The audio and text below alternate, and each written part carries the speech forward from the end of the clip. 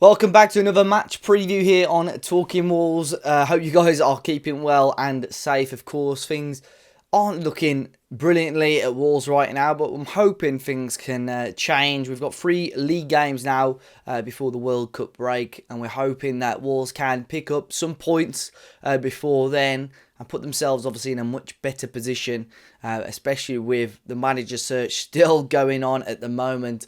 Hope you guys are keeping well. Like I said, be sure to hit the like button and subscribe to the channel. I know things aren't going great at the club right now, but I really do appreciate the support that you guys have been showing over the last couple of weeks or so. Before we kick off, our channel partners over at Football Prizes, they've got a cracking prize up for grabs this week. You can enter their prize draw and have the chance to win this signed João Moutinho shirt. I'll leave a link to that in the description down below, so be sure to go and check that one out. But Wolves versus Brentford, away from home, a game which last year we did win away, but of course Brentford did get the better of us at Molineux, which was a game that I think Wolves learned a lot from, as we saw Brentford with the time wasting and the sort of dark arts, as we should say, really frustrated Wolves, and I remember many fans being frustrated after that game. But we got our own back, didn't we? Away from home against Brentford, and that's where we're going to be going on Saturday in a must-win game. But both teams have come off the back of a really heavy defeat. Obviously, us losing 4-0 to Leicester City on Sunday, and Brentford losing 4-0 to Aston Villa as well. Aston Villa, who had a caretaker manager at the time as well. Obviously, they've acted quickly and got their manager in now in Unai Emery, but that's a conversation for another video, I suppose. But yeah, both teams are going to be fragile. It just depends on obviously who's going to bounce back. You look at the stats from the Wolves game against Leicester, and you got to say you can take the positives out of it, that we had a great, a good number of attempts on goal. But the main negative is that obviously we put none of them away, and Leicester took pretty much all of their clear-cut opportunities. And that's the difference between us and these other teams at the moment, that even when we're creating chances, we can't put the ball in the back of the net. And we know for not just this season, not just last season, the season before, the last 2.5 years, Wolves haven't been able to put the ball in the net often enough, and that's why we're sliding down the table right now. And that's whoever comes in as a head coach has got to sort out those goal-scoring issues. Now, in regards to team news and so on, as far as we're aware, it should be, a pretty much similar sort of squad available to that last game. But we'll go through my predicted lineup now, to be honest, because I think in terms of who I'd like to see play, I think the back four, we go obviously again with Sarr in goal. Back four, I think Hugo Bueno's got to keep his spot in the team. I know I didn't include him last week. A couple of people raised their eyebrows at that, but he's had 2 opportunities in the first team, and I think he's been good in both of those. The back two, Kilman and Collins, again, really got to improve that partnership there. Right back, I just can't seem to figure out what's going on with Semedo and Johnny at the moment. I'll go with Semedo again for this game, because Johnny I thought was really poor against Leicester. So Johnny coming in there, Semedo coming in there, sorry. Midfield three, I think we have to play Boubacar Traoré if we're going to play midfield three. It looked so disjointed last week. So I'd go with Traoré, Neves and Gedge again. Really needs to try and get the best out of, not Gedge, Nunes. What's wrong with me today? Mateus Nunes. We need to start getting the best out of Mateus Nunes. I think Boubacar Traoré in there as well is going to add that little bit of defensive stability, allow Neves and Nunes to get onto the ball a little bit more. Front three, I think with the players available, it's going to look like that. I think Pedence, Adama and Costa. I think Adama is a cert to start. I think he's been a bright spark since breaking back to the first team. The other two, Costa and Pedence, are droppable for me. But I think you look at the options, Guedes, who hasn't really impressed too much as of yet. Even someone like Hwang Yi-chan, who struggled a little bit, had a little bit of an injury, probably deserves a chance. I know he hasn't been he wasn't fantastic when he was given the minutes, but probably deserves a chance because no one else is performing, are they? So we'll have to wait and see. It'll be intriguing to see how Steve Davis approaches this game as well. I think there's a lot of pressure now on him to try and to get things right. I think he has been thrown in the deep end a little bit as well in regards to the position that he's got in the team right now. But we'll quickly, before we move on to the opposition perspective, we'll quickly move on to Betmate, because once again we have got a Betmate pot for this weekend. We've got the 3 p.m. Saturday kickoff, so that includes all of the games from the Saturday matches. this weekend in the Premier League. A link to join is in the top of the description. Now, I've gone with 0 Wolves players in this because the Wolves boys seem to be letting me down. So I've gone with the Brentford goalkeeper, David Raya, in goal. I've gone with Kieran Trippier and Ben Chilwell at the back, with Bruno Guimaraes and Bentancur in the middle, with Harry Kane and Wilfred Zaha up front. But you guys can join in. The games in that are Brentford Wolves, Newcastle Villa, Brighton, Chelsea, Bournemouth and Spurs. So be sure to go and check that out. 18 plus, UK residents only. Please do gamble aware. But we'll move on to the opposition preview now. I spoke to Dave from Besotted to get the latest on Brentford, how they're getting on so far this season. The links to all away from Brentford for Ivan Toney and Thomas Frank, and how he reckons the game is going to go this weekend. So then, guys, delighted to be alongside Dave from Besotted for the Brentford perspective. Dave, how are you keeping? I know we've just had a nice chat and I forgot to click record, so that's my fault. But how are you keeping anyway? Yeah, I'm good, thank you. No. 4-0 up at Villa didn't do myself and any of my mates much good, but yeah, we're recovering. We licked our wounds, come back to London, and we're ready to go again at the weekend for the visit of Wolves. Yeah, well, as you know, we lost 4-0 as well. It's not been a great season for Wolves. You guys are doing a little bit better. I mean, but looking at your results, it's been a little bit of a crazy start to the season. I was saying earlier, a 4-0 win against Manchester United at the start of the season. Almost a historic victory that is for Brentford. But more recently, like you said, they lost against Villa, but quite a heavy defeat against Newcastle as well. What's the feeling amongst the Brentford fan base at the moment and about how the season's kicked off? I think overall it's been a really solid start to the season. Yeah, I mean, obviously the two heavy defeats, they do set the alarm bells ringing a little bit, but I think you get that in the Premier Division when you're a team like us. We play open, expansive football, which we play on the front foot. We do invite counter attacks, and when you've got a team like Villa on their day, who are from 1 to 11, they've got some excellent attacking players there. They've been stinky all season, but there's an underlying trend there that they are going to be all right, and they're an impressive team on the day. That's what we came up against up at Villa Park, and if they were any other team, to be honest with you, they didn't take who wouldn't have taken their foot off our throats. They could have run up a big score, 4 in the end, after being 3 down with 13 minutes on the clock. It was kind of almost a bit of a relief, but yeah, a shocking journey back for us. Yeah, I can imagine. Yeah, but I mean, like I said, the results haven't been. You tend to be bouncing back and getting positive results. I mean, after the Newcastle defeat, you went and beat Brighton at home as well, which is obviously a decent result. Even a goalless draw against Chelsea is a really decent result for you guys as well. What's the overall sort of feeling or prediction, or what Brentford fans are expecting, let's say, by the end of the season? Is it just Premier League survival again, solidify yourself as a Premier League team for next season? The important thing, you're right. After the Newcastle game, we hoped we hoped for a reaction, and that's what we got, and that's what we'll be expecting again for when Wolves come down. But to answer the question, really, yeah, if we could just get incrementally better than where we were last year, and last year I thought was an excellent first season in the Prem. I personally am happy with exactly the same. We flirted with relegation a little bit, but not really. It was more press talk and people telling us that oh God, Brentford are going down. At no stage really did I think we were bad enough to go down, and we're better than we were last year. So it's not something I'm concerned about, but it's always a worry when you get on those runs that it doesn't look like you can buy a win. So I think Brentford fans overall will just be hoping for more of the same, if not just a little bit better.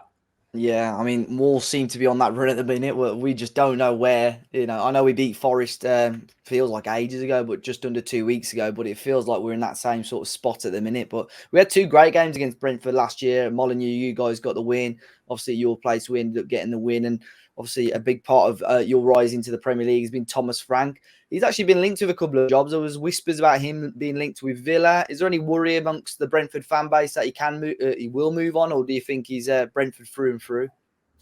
No worries whatsoever.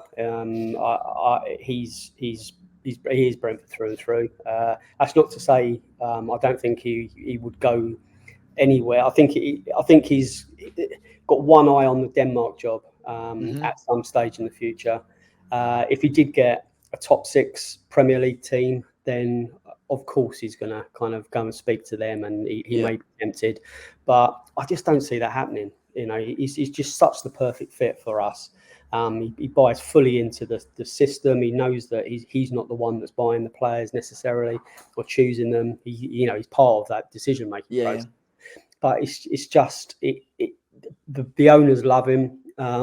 It's just it's a two-way street with him. It's a very mature, very comfortable fit, and I'm not worried about him going anywhere soon. No. Yeah. I know, obviously, teams such as Villa or whatever, they will have more financial power than Brentford, but the grass isn't always greener. I think that, no disrespect to Villa, is almost a sideways step, isn't it, at the moment? And I think he's built a really solid team at Brentford. Of course, there's probably areas which you guys will want to improve, but one of the top players at the moment and is doing really, really well is obviously Toney, scoring loads of goals. It was a nightmare against Wolves. I think he scored in both fixtures. He's always going to be linked with top clubs. What are your thoughts on him? How's he got on so far this season? And do you think Brentford could keep him much longer? Yeah, there's more of a worry with Toney for sure. He will go at some stage. A lot depends on how many he can score before the international, the World Cup window, whether he goes away with the England team or whether he doesn't. If he does go away and he gets World Cup time, which I think he would deserve. I think January is a window that we'd like to see open and shut as quickly as possible.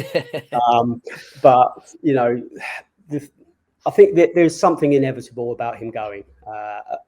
But the money that would have to be paid for Brentford to let him go. He's on a long contract still. But that's not, we're not stupid. It's part of the way we operate. We have to sell on. We don't have to sell on quite so readily now we're in this division. But he's got to be looking at 70 million, something like that, maybe more. I mean, it depends on whether he scores for England. If everything goes his way, then the sky's the limit numbers wise.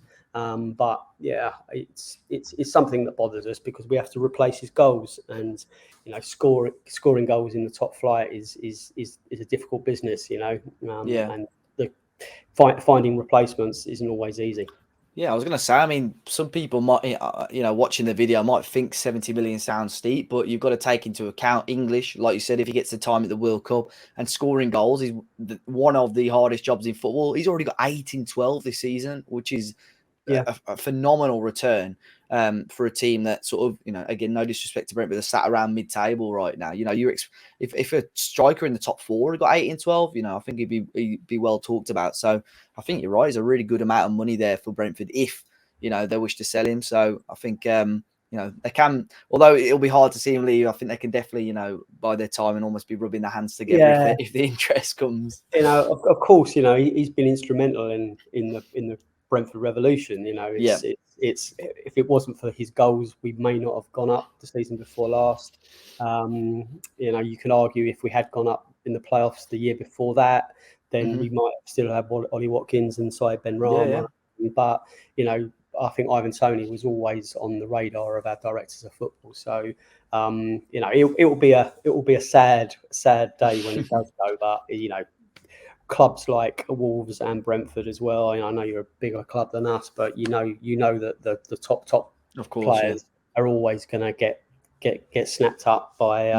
That's just the way of the world, isn't it?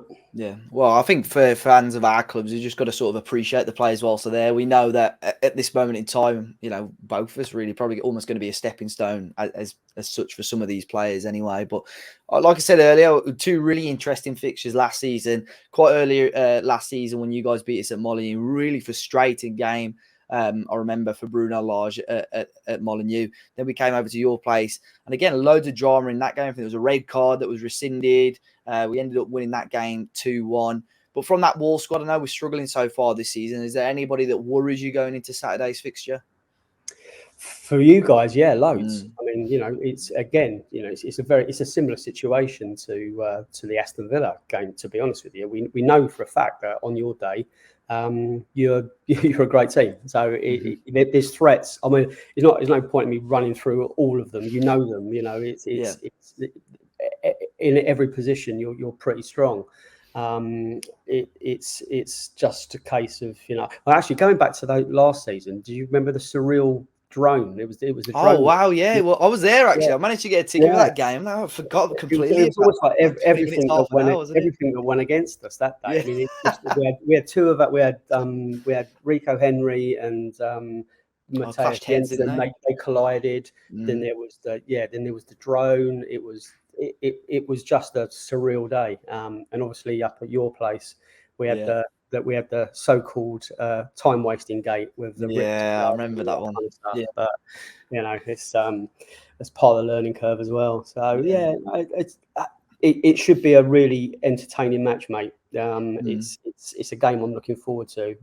Obviously we're hoping that your form continues to be bad, and Yeah. obviously from your perspective, you're hoping that we don't bounce back from the Villa Of match. course. But we know that Wolves are going to give us a tough match. So Yeah. I just I hope can it I, goes. yeah, I can guarantee we won't score 4 like Villa did. I mean, we scored 5 all season, I think. But I yeah, don't I say mean, don't yeah. say. But going back to the game at Molineux, I think that's when I spotted a massive change in how Bruno Lage approached Premier League matches, because he was still quite new to the league at that point, and you guys had almost sort of mastered the dark arts of to get over the line in that match. And we saw that a lot more from Wolves throughout the season then. And I remember Thomas Frank, when we played you guys, doing the old sort of tapping the watch there as well, because I know from your point of view that would have been a frustrating game as well. But yeah, like I say, what both teams need to bounce back. Dave, if I can trouble you for a score prediction, what are you thinking I ahead of this am game? going to go for a 2-1 Brentford win. Mm. Both teams That's to my score eyes. 2-1. Always a Yeah, safe bet. Always a safe bet. And for anyone watching this video, if they want to check out the sort of the Besotted content, what's the best place to go to find all of that? yeah. If you follow us at Besotted on Twitter, and we are besotted.com. That's the website. There's plenty of content on there. Or if you go to just have a look at us on Twitter. We've got we just clocked up our 900th podcast. So Wow. there's a gazillion hours of content there for you to listen to. What we do is we interview the fans in the stadium straight after the match. So you've got like the post, an immediate kind of snapshot of what the fans are thinking. That's a good listen to from the Aston Villa game, and then we're going to be recording this week's kind of pre-Wolves podcast probably tomorrow morning with me and Bill. Yeah. So have a listen out. There's I'm sure. Are you going to be on it as well? Is Bill nabbed you for? He hasn't as of yet, but yeah, who knows? I'll see what he says. Expect the reciprocal back scratch. No problem. Dave, I really appreciate you jumping on Talking Wolves, and all the best for Saturday's game and obviously the rest of the season. Appreciate it. Nice chat. So big thanks to Dave, obviously Besotted. If you're aware of Brentford community channels, Besotted have been around forever, more or less. So be sure to check them out. I'll leave a link to their social media in the description down below. And score prediction for me, I think, let's be positive, I think Wolves are going to nick it 1-0. If we can get a win this weekend, guys, absolutely massive for us. Try and get ourselves out of danger. Fingers crossed we could do it. Let me know your thoughts, guys, in the comment section down below. Be sure to hit the like button, subscribe to the channel if you're new, and fingers crossed we get 3 points on Saturday. I'll see you all next time.